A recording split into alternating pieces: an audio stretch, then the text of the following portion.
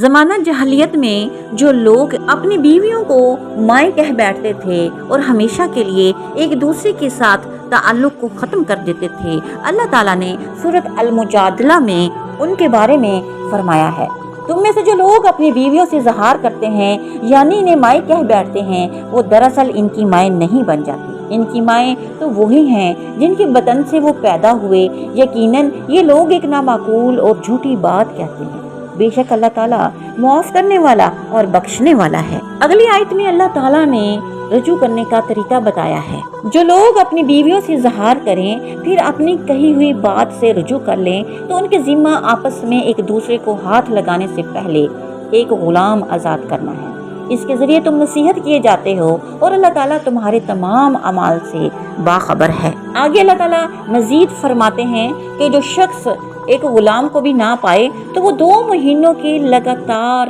روزے رکھے۔ مزید اللہ نے فرمایا، اور جس شخص کو یہ طاقت بھی نہ ہو تو اس پر 60 مسکینوں کا کھانا کھلانا ہے، یہ اس لیے کہ تم اللہ کی اور اس کے رسول کی حکم برداری کرو، یہ اللہ تعالیٰ کی مقررہ کردہ حدیں ہیں اور کفار ہی کے لیے دردناک عذاب ہے۔ آگے اللہ تعالیٰ مخالفت کرنے والے لوگوں کے بارے میں فرماتے ہیں کہ بے شک جو لوگ اللہ اور اس کے رسول کی مخالفت کرتے ہیں وہ ذلیل کیے جائیں گے جیسے ان سے پہلے کے لوگ ذلیل کیے گئے تھے، اور بے شک ہم واضح آیتیں اتار چکے ہیں اور کافروں کے لیے تو ذلت والا عذاب ہے۔ جس دن اللہ تعالیٰ ان سب کو اٹھائے گا پھر انہیں ان کے کیے ہوئے عمل سے آگاہ کرے گا جسے اللہ نے شمار کر رکھا ہے اور جسے یہ لوگ بھول گئے تھے، تو اللہ تعالیٰ ہر چیز سے واقف ہے۔